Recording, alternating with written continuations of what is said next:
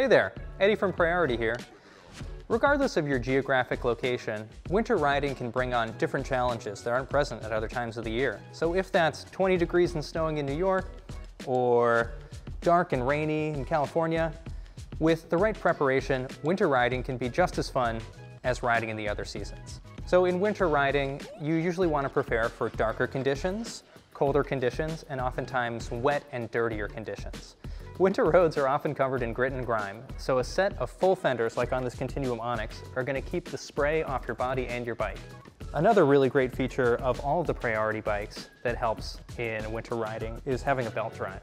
Now, you don't have to worry about maintaining a belt drive as much as a chain because wet and salty conditions won't corrode it, and you don't have to worry about anything but hosing it down at the end of your ride. Similarly, an internal hub keeps your gears and your shifting system out of the elements for those dirty days in the saddle. Visibility is always important on the roads, and in the winter months when the sun is setting a little bit earlier, having lights on you or on your bike is of the utmost importance. So looking for a bike that actually has lights integrated into it is also a really nice feature because you don't have to worry about charging them.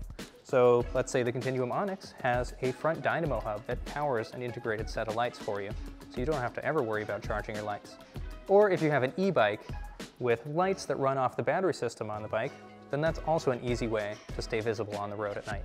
Controlling your speed is always important, and wet and dirty conditions can often affect your braking performance with rim brakes.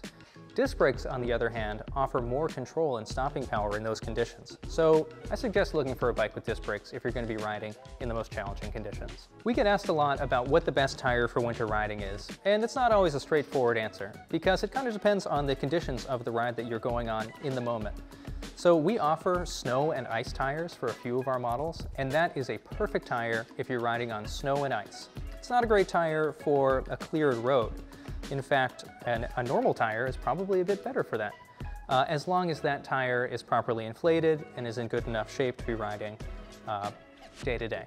Tread is something you want to consider for winter riding if it's a lower traction scenario. A lightly treaded tire is great for a paved road that's a little bit wet.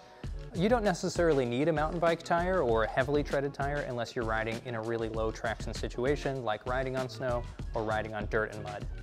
Different weather conditions can affect the road surface and the level of traction that you get, so you'll have to actually change your riding style a little bit to accommodate that. And that might mean slowing down a little bit, not taking turns quite as fast as you would in the dry, and not necessarily slamming on the brakes quite as hard as you would either. You want to take it a little bit more slowly and get used to how your bike rides in the lower traction scenario. And always remember to stay safe when you're riding in inclement weather.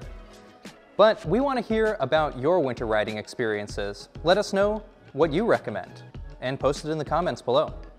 If you have any questions about what we talked about today or anything else, please reach out. The contact information is on your screen.